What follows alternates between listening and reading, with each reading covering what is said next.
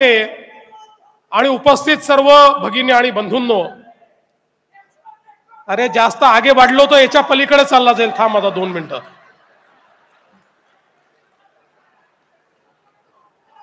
आज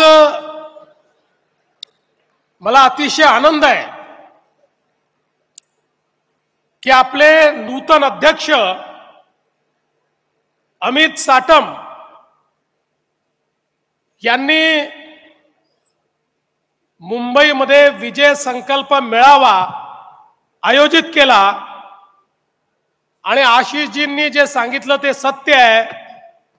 या ठिकाणी बसलेल्या कार्यकर्त्यांचा जोश पाहिल्यानंतर आपला विजय आता कोणी थांबवू शकत नाही, हा विश्वास माझ्या मनामध्ये आहे.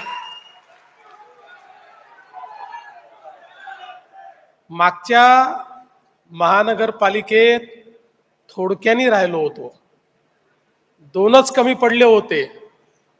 पण तुम्हाला माहिती आहे, कमी असले तरी काय करायचं आपल्याला माहिती असल्यामुळे आपण गणित जमवलं होतं आणि भारतीय जनता पक्षाचा पहिला महापौर हा त्यावेळी बसायची वेळ आली होती. पण मला आजही आठवतं की मला फोन आला, एकनाथराव शिंदेजी जे आता आपले सहकारी आहेत आणि मिलिंद नार्वेकर यांचा फोन आला आणि ते म्हणाले, देवेंद्रजी आमची तुम्हाला विनंती आहे, आपली महायुती आहे, ठीक आहे तुमचा महापौर बनू शकतो, पण इतकी वर्ष आमचा महापौर बनतोय, उद्धवजींची इच्छा आहे आपला महापौर झाला पाहिजे. उद्धवजी खूप नर्वस झाले आहेत, ते खूप नाराज झाले आहेत, त्यामुळे आमची विनंती आहे की तुम्ही शिवसेनेला महापौर द्या.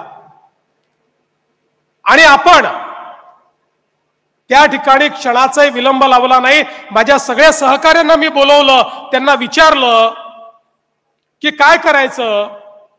सगळ्यांनी सांगितलं की ठीक आहे, तुम्हाला जर वाटत असेल तर आपण एक पाऊल मागे घेऊ आणि पुन्हा एकदा महापौर त्यांना देऊ.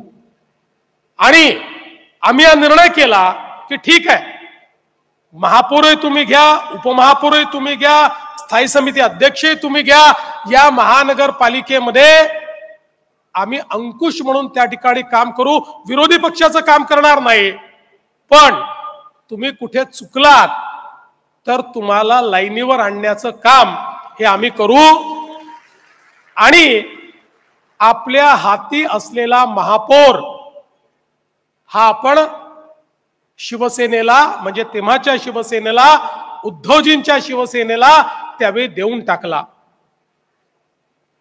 आपण तर मन मोठं दाखवलं, आपल्याला वाटलं मित्राकरता कधी बलिदानही करावं लागतं, ते आपण केलं.